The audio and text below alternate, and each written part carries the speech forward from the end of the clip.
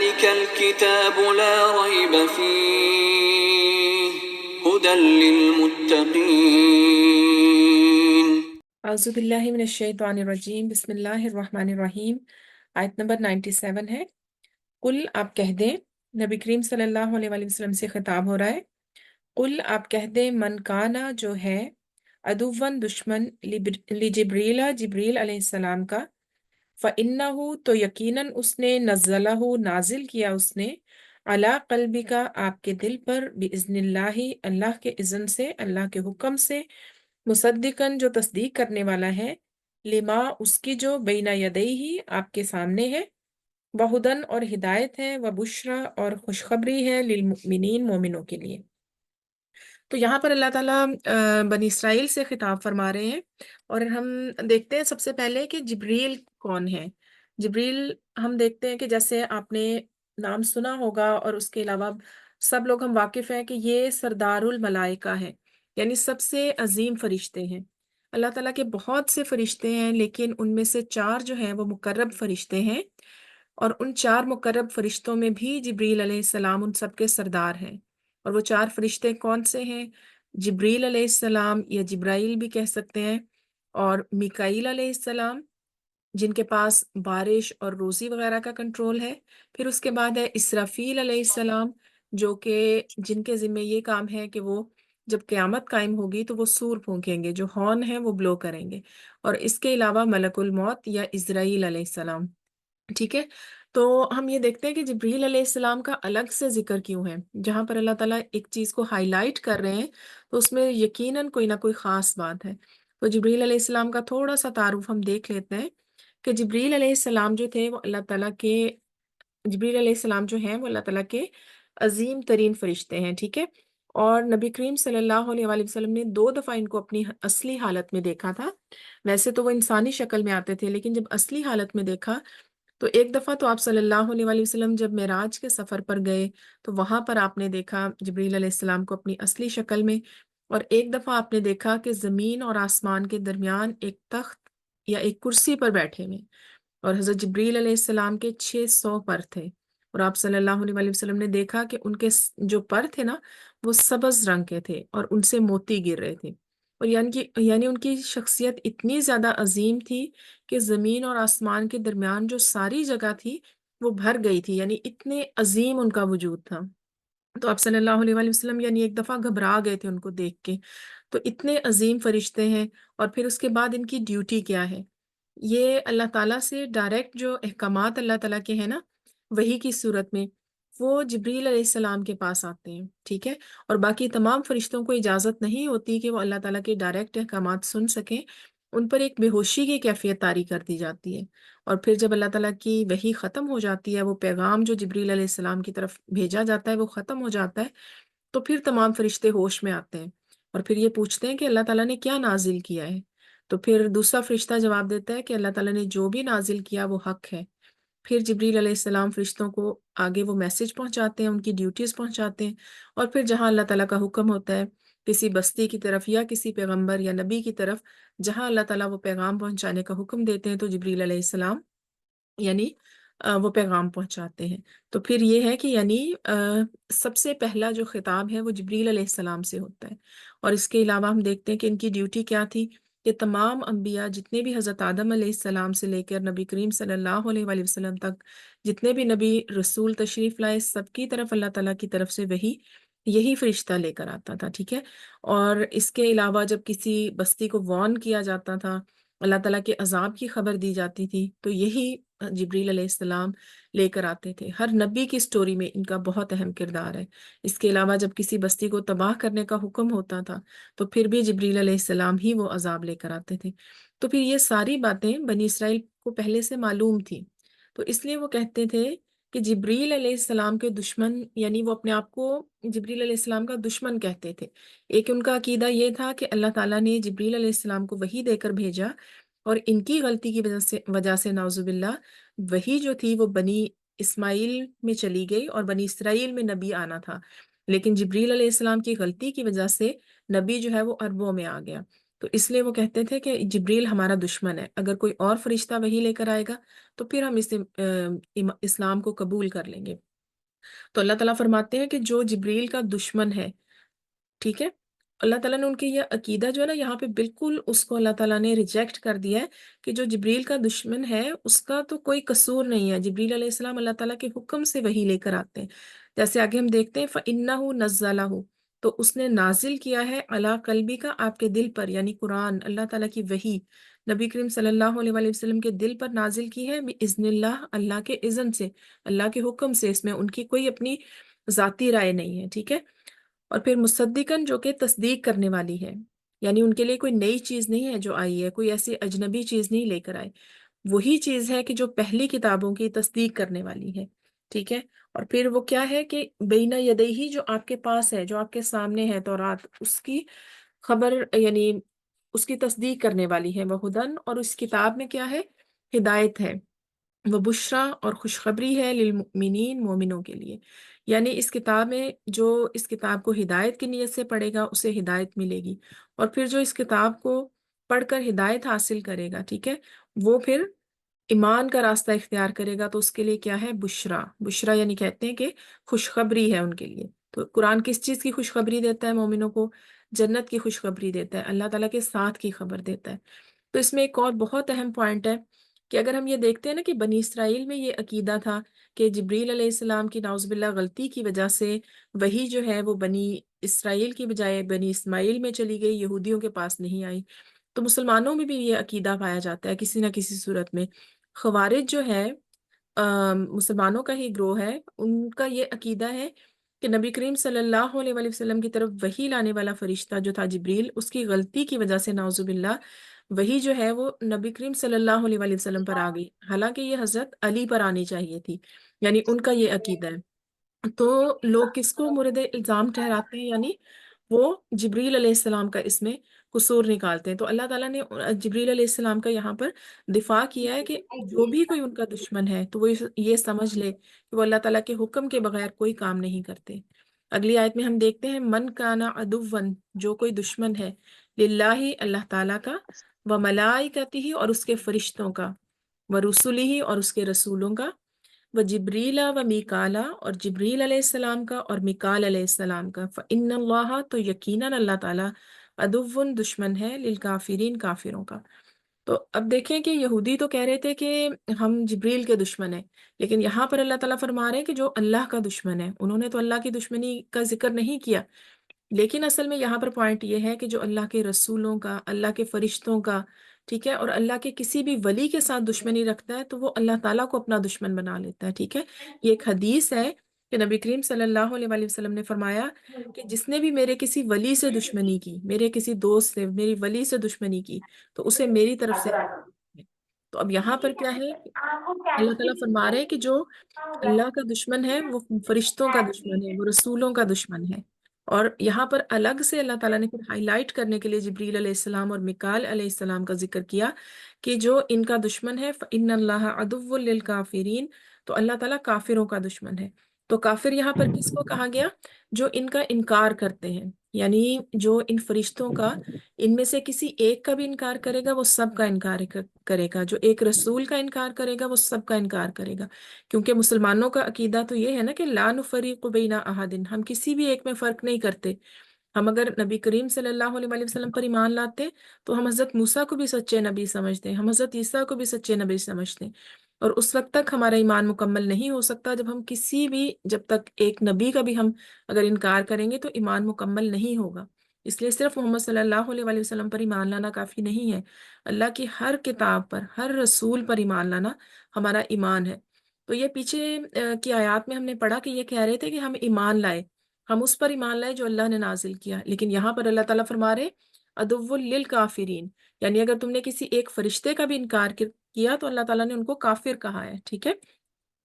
اگلی آیت میں اللہ تعالیٰ فرماتے ہیں وَلَقَدْ أَنزَلْنَا، اور یقیناً ہم نے نازل کیا الیک، آپ کی طرف، آیات بینات، واضح نشانیاں، وما یکفر، اور نہیں کفر کرتے، بہا، اس کا، الا الفاسقون، مگر وہی جو فاسق ہیں یا سرکش ہیں۔ تو یہاں پر اللہ تعالیٰ فرماتے ہیں نبی کریم صلی اللہ علیہ وآلہ وسلم سے خطاب ہو رہا ہے کہ ہم نے آپ کی طرف واضح نشانیاں بھیجی۔ بینات جو ہوتا ہے نا، اس میں دو چیزیں شامل ہوتی ہیں، the message and the messenger, یعنی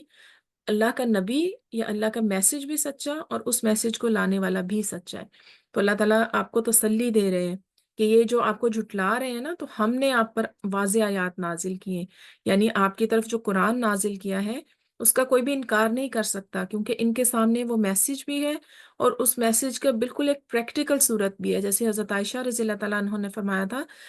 حضرت عائشہ رضی اللہ تعالیٰ عنہ کہتی ہیں کہ آپ صلی اللہ علیہ وآلہ وسلم کا خلق جو ہے نا وہ قرآن ہے، یعنی قرآن کی آیتوں کی اگر تفسیر دیکھنی ہے آپ نے تو نبی کریم صلی اللہ علیہ وآلہ وسلم کے خلق کو دیکھیں، آپ کی زندگی کو دیکھیں کہ آپ نے بالکل اس طرح زندگی گزاری جو کہ قرآن میں حکم ہے۔ تو ان کے سامنے تو آیات بینات ہیں، واضح نشانیاں ہیں، تو ان کو کوئی بھی کفر نہیں کر سکتا سوائے کون؟ جو الفاسق ہے۔ فاسق یعنی بہت زیادہ گناہ گار انسان یا سرکش انسان، ٹھیک ہے۔ اور پھر یہاں پر یہ ہے کہ اللہ تعالیٰ نے حجت قائم کر دی ہے کہ اللہ تعالیٰ کی آیات کا انکار جو کرے گا وہ اطاعت کے دائرے سے نکل جائے گا، وہ اللہ تعالیٰ کی جو حمایت ہے اس کے دائرے سے نکل جائے گا۔ پھر اللہ تعالیٰ ان کی خصوصیات بتاتے ہیں، اوَکُلَّمَا عَاهَدُوا، تو کیا جب انہوں نے کوئی عہد کیا، یعنی ہمیشہ سے ایسا نہیں ہوتا رہا کہ انہوں نے کوئی عہد کیا، عہدن کوئی بھی عہد، نبذہ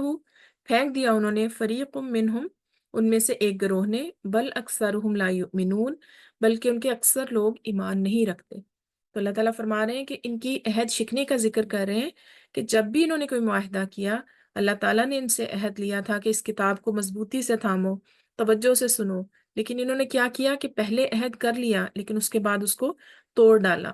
پسے پش ڈالنے کا مطلب یہ ہے، پھینکنے کا مطلب یہ ہے کہ آپ اسی چیز کو پھینکتے ہیں نا کہ جس کی امپورٹنس نہ آپ سمجھتے ہوں، ٹریش ہے، یعنی آپ کے لیے وہ یوز لیس چیز ہے، تو آپ نے اس کو پھینک دیا۔ تو انہوں نے کیا کیا، اتنی سرکشی کی کہ اللہ سے کیے ہوئے عہد کو انہوں نے اتنا غیر ضروری سمجھا کہ انہوں نے اس کو پھینک دیا۔ اور یہ کس وجہ سے تھا؟ بل اکثرہم لا یؤمنون، کہ ان میں سے اکثر لوگ جو ہیں وہ ایمان نہیں رکھتے۔ ان کی جو بدعہدی تھی نا وہ ایمان نہ لانے کی وجہ سے تھی، کیونکہ ان کے دلوں میں ایمان نہیں تھا۔ پھر اللہ تعالیٰ فرماتے ہیں ولما جاءہم، اور جب آ گیا ان کے پاس، رسول ایک رسول من عند اللہ اللہ کی طرف سے، مصدق جو تصدیق کرنے والا ہے، لما اس کی جو معہم ان کے پاس ہے، نبذا پھینک دیا، فریق من الذین ایک فریق نے، وہ لوگ جو اوت الکتابہ جنہیں کتاب دی گئی، کتاب اللہ وراء ظہورہم اللہ کی کتاب کو اپنی پشت کے پیچھے، پیٹھ پیچھے پھینک دیا، کأنہم لا یعلمون جیسا کہ وہ جانتے ہی نہیں۔ یہاں پر اللہ تعالیٰ فرما رہے ہیں کہ پہلے تو اللہ تعالیٰ نے میسج کا ذکر کیا، اب یہاں پر رسول کا ذکر کیا کہ جب وہ رسول بھی آ گیا ان کے پاس کہ جو وہ چیز لے کر آیا، وہ قرآن لے کر آیا کہ جو تصدیق کرنے والا ہے اس کتاب کی، ان چیزوں کی جو پہلے سے ان کے پاس ہے، ٹھیک ہے۔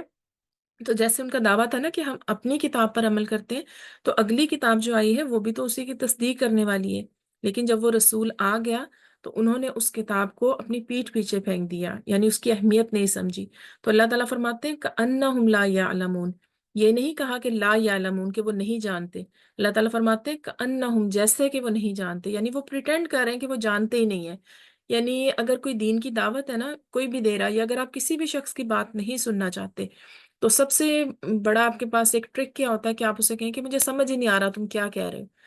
تو وہ جو میسج پہنچانے والا ہے وہ یہ سوچنا شروع کر دیتا ہے کہ شاید میرے میسج میں کوئی کمی ہے، میرے بتانے کے طریقے میں کچھ چیز ایسی ہے کہ جو سمجھ نہیں آ رہی، حالانکہ یہ ان کا یہ طریقہ تھا کہ اس میسج کی اہمیت کو کم کر دیا جائے کہ ہمیں سمجھ ہی نہیں آ رہی کہ آپ کیا کہہ رہے ہیں۔ تو اللہ تعالیٰ فرماتے ہیں کأنہم لا یعلمون، وہ ایسے پریٹینڈ کر رہے تھے کہ جیسے ان کو سمجھ ہی نہیں آ رہی تھی، حالانکہ وہ سب چیزیں یہ جانتے تھے اور جانتے بوجھتے ہوئے یہ کر رہے تھے۔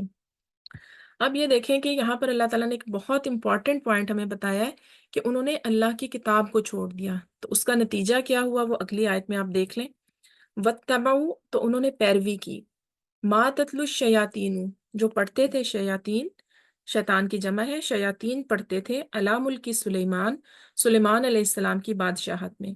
وما کفر سلیمان، اور سلیمان نے کفر نہیں کیا، ولکن الشیاطین کفروا، اور لیکن شیطانوں نے کفر کیا، یعلمون الناس السحر، وہ لوگوں کو جادو سکھاتے تھے، وما انزلا، اور جو ہم نے نازل کی، اور جو نازل کیا گیا، علی الملکین، دو فرشتوں پر، ببابل، بابل میں، ہاروت اور ماروت، ہاروت و ماروت، وما یعلمانی، اور وہ نہیں سکھاتے تھے، من احدن، کسی ایک کو، حتیٰ یہاں تک کہ یقولا وہ دونوں کہہ دیتے تھے انما نحن فتنتن یقیناً ہم آزمائش ہیں فلا تکفر تو تم کفر نہ کرو فیتعلمون تو وہ سیکھتے تھے پھر بھی وہ سیکھتے تھے منہما ان دونوں سے ما یفرقون جو جدائی ڈالتا تھا بھی بین المرئی و زوجہ شوہر اور بیوی کے درمیان میں وما ہم بضارین اور وہ نہیں نقصان پہنچا سکتے تھے بھی اس کے ساتھ من احدن کسی ایک کو الا باذن اللہ اللہ تعالیٰ کے حکم کے بغیر ویتعلمون اور وہ سیکھتے تھے ما یضرہم جو ان کو نقصان پہنچانے والی چیز تھی ولا ینفعہم اور انہیں نفع نہیں پہنچاتا تھا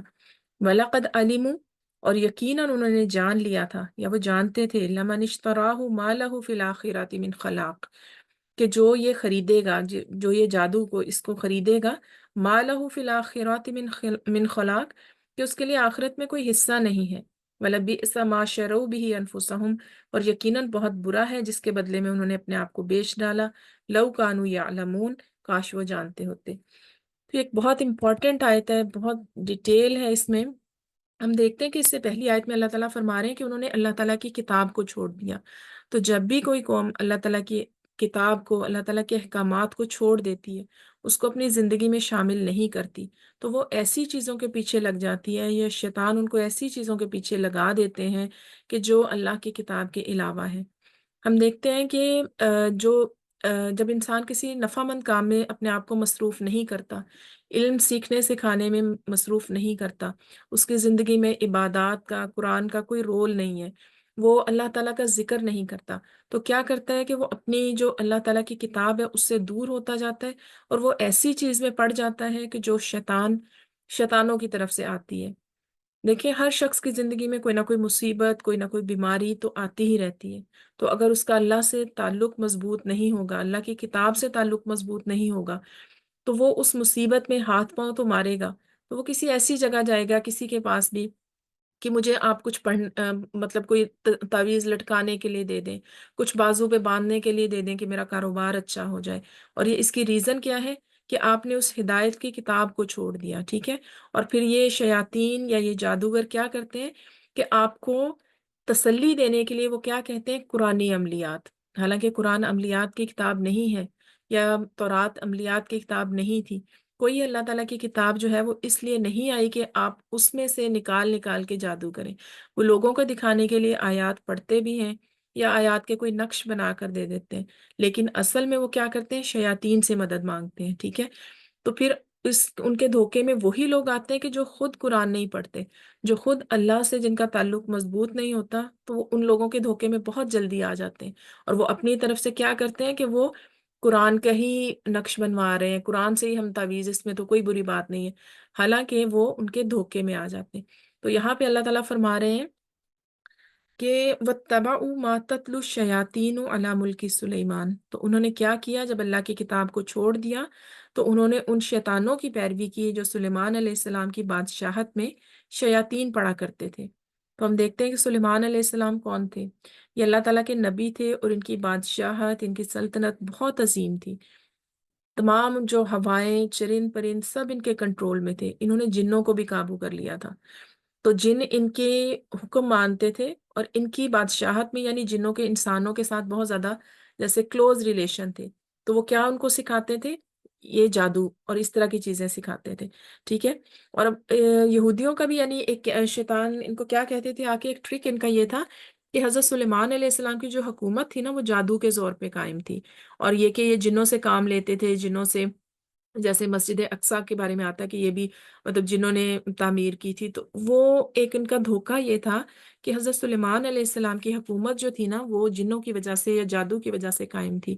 ٹھیک ہے۔ اور آج مسلمان بھی اس دھوکے میں ہیں کہ آپ کسی عامل کے پاس جائیں تو وہ آپ کو دے گا یہ نقش سلیمانی ہے، تو اللہ تعالیٰ فرماتے ہیں وما کفر سلیمان، سلیمان نے تو کفر نہیں کیا، وہ اللہ کے نبی تھے، وہ کیسے کفر کر سکتے ہیں؟ تو پھر اگر ہمیں اس چیز کا پتہ نہیں ہوگا نا، ہم نے یہ چیزیں پڑھی نہیں ہوں گی، تو ہم کہیں گے کہ ہاں واقعی یہ قرآن سے چیزیں ہیں، یہ نقش سلیمانی ہے، یہ قرآن کی آیات کا نقش ہے۔ تو اللہ تعالیٰ فرماتے ہیں وما کفر سلیمان، اللہ کا نبی جو ہے وہ کبھی کفر نہیں کر سکتا، یہاں کفر سے مراد جادو ہے۔ ولیکن الشیاطین کفروا، بلکہ شیطان جو تھے وہ کفر کرتے تھے، وہ جادو کرتے تھے۔ युअल्लिमून अन्नास अस्सिहर, वो लोगों को जादू सिखाते थे। तो हम थोड़ा सा ये देख लेते हैं कि जादू चीज क्या है, जादू किसको कहते हैं। तो जादू ऐसी चीज को कहते हैं कि जिसके बज़ाहिर हमें असबाब नजर नहीं आ रहे, यानी कोई ऐसी चीज अचानक से हो गई, कोई अचानक से कोई बीमार हो गया, इवन कोई ऐसी चीज हो गई जो आम हालात में नहीं होती। कई दफा ऐसे हुआ कि आपकी आंखों के सामने कोई चीज आ गई, आपके घर में कोई चीज अचानक से आके गिर गई, आपने कहीं कोई ऐसी चीज होते हुए देख ली कि जिसका करने वाला नजर नहीं आ रहा। तो ये जादूगर किन से मदद लेते हैं? इन्हीं शयातीनों से मदद लेते हैं, इन्हीं जिन्नों से मदद लेते हैं। तो वो करने वाला हमें नजर नहीं आता, ठीक है, लेकिन उसके असबाब जो हैं वो बज़ाहिर तो हमें नजर नहीं आते, लेकिन वो नुकसान भी करता है, ठीक है। तो फिर इससे ये क्या होता है कि हर यानी ऐसा वो काम जिसका सबब छुपा हुआ हो लेकिन उसका असर जाहिर हो जाए, चाहे वो बीमारी की सूरत में, चाहे वो नुकसान की सूरत में, चाहे वो लड़ाई की सूरत में, किसी तरह भी। तो जादूगर क्या करते हैं, वो पहले शयातीन से उनके करीब होते हैं, फिर उनसे मदद मांगते हैं। तो इसीलिए कहा गया कि जो जादूगर है ना, ये काफिर है, इनको कत्ल करना वाजिब है। यानी ये भी कहा जाता है कि अगर वो कुफरिया कलमात पढ़ता है, वो शैतानों से मदद मांगता है, तो फिर उसको कत्ल किया जाएगा, ठीक है, क्योंकि जादू कबीरा गुनाह है। नबी करीम सल्लल्लाहु अलैहि वसल्लम ने फरमाया कि 7 मुहलिक गुनाहों से बचो, उनमें से एक जो है वो जादू करना भी है, ठीक है। और इसी तरह नबी करीम सल्लल्लाहु अलैहि वसल्लम ने फरमाया कि जो जादूगर और काहिन के पास गया, यानी कोई भी अमल करने करवाने कुछ भी करने के लिए जादूगर के पास गया, तो उसने उस शरीयत का इनकार किया जो कि मोहम्मद सल्लल्लाहु अलैहि वसल्लम लेकर आए। तो भी इस्लाम ने बहुत इसको सख्ती से रोका है, जादू सीखने और सिखाने को और इस तरह की चीजों में पढ़ने के लिए, ठीक है। तो सबसे पहले हम ये देखते हैं कि जादू जो है ना, वो आपके ये जो जादूगर है ना, ये अल्लाह ताला के इज़्न के बगैर कुछ नहीं कर सकते, आगे हम पढ़ेंगे। तो इसलिए जादू असर किन लोगों पर करता है कि जो एक माइंड सेट होता है ना, कि अगर आप इस तरह की चीज़ों पर बिलीव करना शुरू हो जाए, बीमारी या कोई नुकसान अल्लाह ताला की तरफ से होता है, अगर आप ये समझना शुरू हो जाए हर चीज़ पे कि ये जादू है, ये नजर बद है, तो आप उस तरह की चीज़ों में जाते जाएंगे, ठीक है। तो फिर क्या होगा कि शैतान काबू कर लेते हैं। आगे अल्लाह ताला फरमाते हैं, इसकी आगे हम डिटेल इंशाल्लाह और पढ़ते हैं अभी। वमा उनजिला अलल मलकैनी, और जो नाजिल किया गया 2 फरिश्तों पर, बिबाबिला, बाबिल कहते हैं इराक का पुराना नाम है, जो इराक कंट्री है ना उसका पुराना नाम बाबल था। और हारूत और मारूत, वहां पर 2 फरिश्ते भेजे गए थे। वो किस वजह से? अल्लाह ताला ने उनकी आजमाइश के लिए भेजे थे। यानी जब ये इस तरह के कामों में पड़ गए हैं, अल्लाह की किताब को छोड़ के जादू सीखने सिखाने में पड़ गए, तो अल्लाह ताला ने इनकी आजमाइश के लिए 2 फरिश्तों को भेजा। लेकिन वो इतने इनके खैरख्वाह थे कि वो हर शख्स को बताते थे कि हम आजमाइश के लिए भेजे गए हैं, तो जादू ना सीखो, फला तकफुर, तो तुम कुफर ना करो, यानी जादू ना सीखो। लेकिन फिर भी वो सीखते थे। फयतअल्लमूना मिनहुमा, तो वो उन दोनों से फिर भी सीखते थे, मा युफर्रिकूना, जो कि तफरका या फर्क डालता था, बिही बैनल मरई व ज़ौजिही, शोहर और बीवी के दरमियान में। तो ये जो सबसे बड़ी एक है ना, अब आज कल भी आप अपने माशरे में देखें तो ज्यादातर इस चीज का शिकार कौन है? औरतें। आमिलों के पास जाने वाली कौन है? खवातीन है ज्यादा इस चीज पे यकीन करने वाली। और क्या दूसरों के घर में शौहर और बीवी के दरमियान में लड़ाई डलवाने के लिए अपना इतना इतना पैसा खर्च करेंगी। आमिल फ्री में काम कभी नहीं करते, ठीक है। तो जादू करवाने के लिए वो क्या करते हैं कि किसी शौहर और बीवी के दरमियान में जुदाई डलवाने के लिए इस तरह के काम करते हैं, ठीक है। तो ये उस वक्त से भी यही चला आ रहा था, और आज भी जो है वो एक बड़ी तादाद हमारी उम्मत की भी इस तरह के कामों में पड़ी हुई है, ठीक है। तो इससे हम ये भी देखते हैं कि जो ये सबसे बड़ा शैतान का फितना है ना, ये फैमिली सिस्टम को खराब करना, शोहर और बीवी के दरमियान में जुदाई डालना। क्योंकि शैतान जो है अपना, इबलीस जो सबसे बड़ा शैतान है, वो अपना तख्त पानी पे लगाता है, फिर अपने सारे जो अपने हैं ना छोटे शयातीन, उनको ड्यूटीज असाइन करता है, ठीक है। और फिर बाद में जब उनसे रिपोर्ट लेता है कि तुमने आज क्या किया, तुमने आज क्या किया, और उनमें सबसे ज्यादा शाबाश किस शैतान को देता है? कि जो कहता है कि मैंने शोहर और बीवी के दरमियान में लड़ाई करवाई। तो इससे हमें पता चलता है कि कितना बड़ा फितना है। लेकिन अल्लाह ताला फरमाते हैं कि वमा हुम बिदारीना बिही मिन अहदिन इल्ला बिइज़्निल्लाह, कि वो अल्लाह के इज़्न के बगैर कोई नुकसान नहीं पहुंचा सकते थे। तो ये हमारा ईमान होना चाहिए कि कोई जादू भी है ना, अगर किसी ने किया है तो 100% तो नहीं होता। हम देखते हैं कि अगर कोई करवाता भी है किसी पे अमल, कभी काम करता है कभी नहीं करता। तभी काम करेगा जब अल्लाह का इज़्न होगा। कोई दवाई है, कोई मेडिसिन है, आपने ली है अपने फायदे के लिए, वो तभी असर करेगी जब अल्लाह का इज़्न होगा। جادو تبھی نقصان کرے گا اگر اللہ کی طرف سے وہ تقدیر میں لکھا ہوا۔ تو اگر انسان یہ سوچ لینا تو آپ بالکل ریلیکس ہو جاتے ہیں کہ اگر کوئی مجھے نقصان پہنچانا بھی چاہتا ہے نا، اگر اللہ تعالیٰ نے میری تقدیر میں نہیں لکھا ہوا تو وہ کسی صورت نہیں ہوگا، ٹھیک ہے۔ وَيَتَعَلَّمُونَ مَا يَضُرُّهُمْ، اور وہ ان سے سیکھتے تھے جو ان کو نقصان پہنچاتا تھا، وَلَا يَنفَعُهُمْ، اور ان کو فائدہ نہیں پہنچاتا تھا۔ اب یہاں پر اللہ تعالیٰ فرما رہے ہیں کہ وہ ان سے وہ چیز سیکھتے تھے جو ان کو نقصان پہنچاتا تھا۔ پہلے ہم پڑھا ہے کہ وہ تو دوسروں کو نقصان پہنچانے کے لیے جادو کروا رہے تھے، شوہر اور بیوی کے درمیان میں دوسروں کو نقصان پہنچانے کے لیے جادو کروا رہے تھے، لیکن اللہ تعالیٰ فرماتے ہیں کہ جو ما یضرہم، جو ان کو نقصان پہنچاتا تھا، ان کا نقصان کیا تھا کہ اپنا دین ضائع کر لیا، اپنا ایمان ضائع کر لیا، آخرت میں اپنا جو حصہ تھا وہ ختم کر لیا، ٹھیک ہے۔ کیونکہ جو جادو کرنے کروانے میں پڑتا ہے نا وہ کفر میں پڑ جاتا ہے، پھر اس کا آخرت میں کوئی حصہ نہیں ہے، جیسے اللہ تعالیٰ فرماتے ہیں وَلَقَدْ عَلِمُوا، اور وہ جانتے تھے، یہ چیزیں ان کو ان فرشتوں نے واضح کی تھی کہ لَمَنِ اشْتَرَاهُ مَا لَهُ فِي الْآخِرَةِ مِنْ خَلَاقٍ، کہ جو کوئی اس چیز میں پڑے گا اس کا آخرت میں کوئی حصہ نہیں ہوگا، ٹھیک ہے۔ لیکن اس کے باوجود بھی وہ سیکھتے تھے۔ وَلَبِئْسَ مَا شَرَوْا بِهِ أَنفُسَهُمْ، اور کتنی بری چیز ہے کہ جس کے بدلے انہوں نے اپنی جانوں کو بیچ ڈالا، اپنے ایمان کو بیچ ڈالا، لَوْ كَانُوا يَعْلَمُونَ، کاش وہ جانتے ہوتے۔ تو اس میں ایک بہت امپورٹنٹ بات یہ ہے کہ کیا جادو اثر کرتا ہے؟ تو ہم نے یہاں پر دیکھا کہ اثر ضرور کرتا ہے، لیکن بِإِذْنِ اللہ، اللہ کے حکم سے۔ جس طرح کہ کسی انسان کی کوئی طبیعت خراب ہو گئی، کوئی بیماری میں مبتلا ہو گیا، کوئی موت بھی ہو سکتی ہے اس سے، پھر اس کے بعد کسی کا نقصان بھی ہو سکتا ہے، تو اس میں نقصان تو ہے ضرور ہوتا ہے جادو سے، ٹھیک ہے، لیکن کروانے والے کے لیے اتنی وعید ہے، اتنے زیادہ اس کے لیے کفر کا اللہ تعالیٰ کی طرف سے حکم ہے کہ یہ کافر ہے، تو پھر جو ہے نا وہ کرنے اور جو کروانے والا ہے دونوں کی اتنی بڑی وعید بتائی گئی ہے۔ اور اثر ہم دیکھتے ہیں کہ اثر کیا اس کا ہوتا ہے، تو نبی کریم صلی اللہ علیہ وآلہ وسلم پر بھی جادو کا اثر ہوا۔ تو اس کا ہم واقعہ تھوڑا سا ذرا بریفلی دیکھتے ہیں کہ ایک شخص تھا کہ جس نے، اس کا نام تھا لبید بن عاصم، وہ بھی یہودی ہی تھا۔ اس نے کیا کیا کہ نبی کریم صلی اللہ علیہ وآلہ وسلم پر جادو کر دیا۔ تو آپ صلی اللہ علیہ وآلہ وسلم پہ اتنا اثر، یعنی مائنر سا اثر تھوڑا سا یہ ہوا کہ آپ صلی اللہ علیہ وآلہ وسلم جب کوئی کام کرتے تھے تو آپ کو یاد نہیں رہتا تھا کہ آپ نے وہ کام کر لیا یا نہیں کیا۔ اس سے زیادہ کوئی آپ صلی اللہ علیہ وآلہ وسلم پر اثر نہیں تھا۔ تو آپ دعا کر رہے تھے، ایک دن حضرت عائشہ رضی اللہ تعالیٰ عنہا کے حجرے میں تھے آپ، اور آپ دعا کر رہے تھے، مسلسل دعا کر رہے تھے۔ پھر آپ نے حضرت عائشہ کو بتایا کہ میں اللہ تعالیٰ سے جو بات پوچھ رہا تھا، اللہ تعالیٰ نے مجھے اس کا جواب دے دیا ہے۔ اللہ تعالیٰ نے دو فرشتے جبریل علیہ السلام اور میکائیل علیہ السلام دونوں کو بھیجا، وہ دونوں آپس میں بات کرنے لگے کہ ان صاحب کے اوپر کیا بیماری ہے، یعنی ان کو کیا تکلیف لاحق ہے۔ تو دوسرے نے کہا کہ ان پر جادو ہوا ہے۔ پھر اس نے، دوسرے فرشتے نے پوچھا کہ جادو کس چیز پر ہوا ہے، تو انہوں نے کہا کہ سر کے بالوں پر ہوا ہے اور اس کنویں میں ہے، کنویں کا نام بھی بتایا، ٹھیک ہے۔ پھر آپ صلی اللہ علیہ وآلہ وسلم صحابہ کے ساتھ اس کنویں پر گئے، تو آپ کے بال جو تھے وہ ایک کھجور کا ایک خوشہ کہہ لیں کہ اس کے اندر لپیٹ کے، اور کنگھی جو تھی وہ اس کنویں میں پھینکی ہوئی تھی، ٹھیک ہے۔ اور آپ صلی اللہ علیہ وآلہ وسلم فرماتے ہیں کہ اس کنویں کا جو پانی تھا نا وہ اتنا سرخ جیسے مہندی کا رنگ ہوتا ہے، ایسا سرخ تھا، اور وہاں پر جو کھجور کے درخت تھے وہ شیطانوں کے سر لگ رہے تھے۔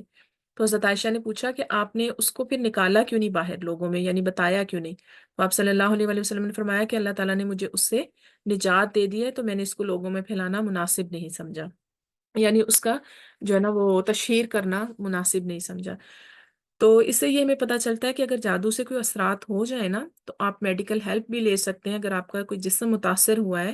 آپ کو کوئی بیماری لاحق ہوگی، تو اس میں کوئی حرج نہیں ہے کہ آپ میڈیکل ہیلپ لے سکتے ہیں، آپ علاج کروا سکتے ہیں، لیکن اس میں سب سے بہتر چیز یہ ہے کہ آپ اللہ تعالیٰ سے مدد طلب کریں۔ اللہ کے، اگر دیکھیں جادو اثر کس پہ کرتا ہے، جو اللہ کے کلام سے دور ہے، جو اذکار سے دور ہے، ٹھیک ہے۔ جب انسان اللہ تعالیٰ سے دور جتنا ہوتا رہتا ہے، شیطان سے اتنا ہی قریب ہوتا ہے، ٹھیک ہے۔ اور پھر کچھ اور علماء نے بتایا کہ اس میں کچھ اور بھی ریزنز ہو سکتے ہیں، یعنی جس طرح سے میوزک وغیرہ سننا، اللہ کے ذکر سے غافل ہونا، پھر اس کے بعد نمازیں اپنی جو ہے نا وہ ریگولر نہ پڑھنا، تو پھر کیا ہوتا ہے، شیطان کو موقع مل جاتا ہے۔ اگر آپ اپنے گرد ایک پروٹیکٹڈ شیلڈ رکھیں گے، اپنی نمازیں آپ پوری رکھیں گے، اپنے ذکر اذکار کریں گے، خاص طور پہ صبح شام کے جو ہیں وہ اذکار اگر آپ کریں گے، تو جی تبسم ایک سیکنڈ، میں آپ کا بھی لیتی ہوں کوسچن۔ جی، تو اگر آپ صبح شام کے اذکار کریں گے تو شیطان آپ پر حملہ ہی نہیں کر سکے گا۔ اس کے علاوہ آیت الکرسی، اس کے علاوہ معوذتین، یعنی تینوں جو کل ہیں، قل هو اللہ احد، قل اعوذ برب الفلق، قل اعوذ برب الناس، یہ آپ صبح شام کے اذکار میں پڑھیں۔ رات کو سوتے ہوئے یہی تینوں صورتیں تین تین دفعہ اپنے ہاتھ پر پڑھ کر آپ پھونک مار کر اپنے پورے جسم پر ہاتھ اپنا مل لیں تو جادو کا انشاءاللہ کوئی اثر ہی نہیں ہوگا، ٹھیک ہے۔ تو اگر ہم یہ حفاظتی اقدامات پہلے کر لیں تو شیطان کو کوئی موقع نہیں مل سکتا کہ جو ہے نا وہ اس کے اوپر ہمارے اوپر وہ کرے، قابو پا سکے، ٹھیک ہے۔ لو کانو یعلمون، کاش کہ وہ جانتے ہوتے۔ اور ایک اور چیز، اجوا کھجور بھی ہے وہ جادو کے علاج میں بہت زیادہ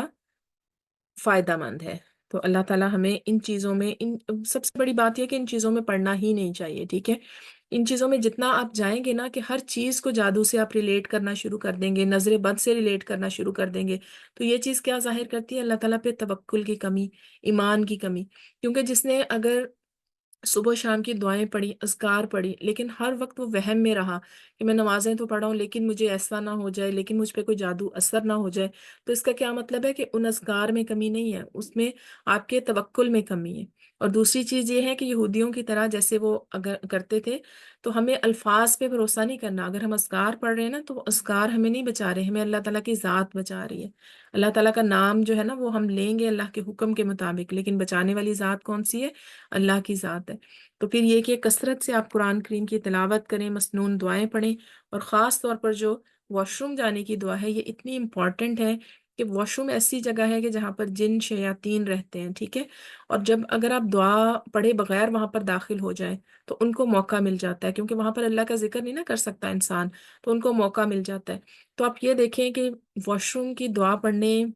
اور نہ پڑھنے والے میں اتنا فرق ہے کہ بیماریاں اس شخص پہ بہت اثر انداز ہوتی ہیں کہ جو واش روم کی دعا پڑھ کے نہیں جاتا۔ جادو تو بہت دور کی بات ہے، بیماریاں بہت زیادہ حملہ آور ہوتی ہیں۔ تو یہ دعائیں، صبح شام کے اذکار، قرآن کی تلاوت، یہ چیز اپنی روٹین میں شامل کریں تو انشاءاللہ اس طرح کا کچھ ہوگا ہی نہیں، اور اللہ تعالیٰ آپ کو اس وہم سے بھی نجات دلا دیں گے اگر کسی کے ذہن میں آتا بھی ہے تو۔ جزاک اللہ خیرن کثیرہ، ہمارا انشاءاللہ یہاں پر کمپلیٹ ہو گیا۔